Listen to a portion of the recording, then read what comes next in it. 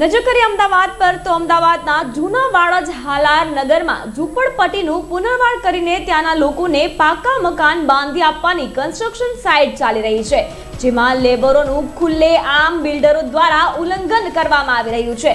શ્રમ વિભાગના નિયમો અનુસાર જે મજૂરો જે સાઇટ પર શ્રમ કાર્ય કરી રહ્યા હોય ત્યાં તેઓના રહેવા માટે લેબર કોલોનીની સુવિધા હોવી જોઈએ। લેબર માટે ચોખ્ખા પીવાના પાણીની વ્યવસ્થા હોવી જોઈએ।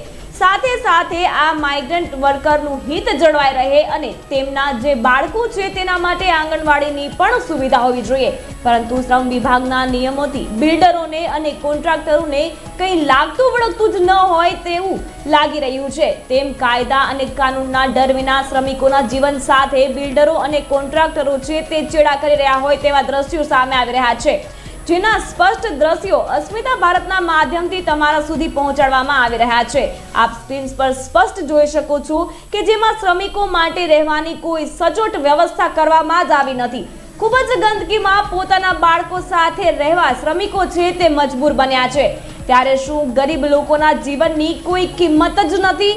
શું કાયદો બિલ્ડરો અને કોન્ટ્રાક્ટરો માટે છે જ નહીં? શું આના પર કોઈ કડક કાર્યવાહી કે કડક પગલાં લેવામાં આવશે કે કેમ તે હવે જોવાનું રહ્યું।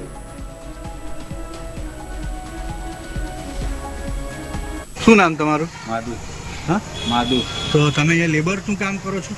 હા, આરસીસી કરી। આરસીસીનું કામ કરો છો, તો કેટલા તમારા લેબર છે અહીંયા ટોટલ? 10 જણા। 10 જણા। તો એના કોન્ટ્રાક્ટમાં તમને જે સુપરવાઇઝર હોય કે તમારા લેબર કોન્ટ્રાક્ટ હોય, કોન્ટ્રાક્ટર તરફથી તમને કંઈ બૂટ કે હેન્ડ ગ્લોવ્સ કે હેલ્મેટ કે કેવું આપવામાં આવેલું છે? સેફ્ટી બેલ્ટ આપેલા છે? બૂટ ને તો છે ને પેલું હેલ્મેટ હોય આપેલું છે? ખાલી હેલ્મેટ એક જ આપ્યું એમ ને તમને? બીજું કંઈ આપ્યું નથી સાધન? તમે શું લેબર છો અહીંયા? હા, કયા લેબર છો તમે? ભરેવાડા। હા, ભરેવાડા। તો અહીંથી તમને કોઈ સાધન સામગ્રી પહેરવા માટે કંઈ આપેલી છે તમને? લાઈટ પૂછો, લાઈટ પંખો પંખા તો છે। શેનું લેબરમાં શેનું કામ કરો છો તમે? ભરાઈ ભરાઈ એટલે શું આવે એમાં? હિદર આવે।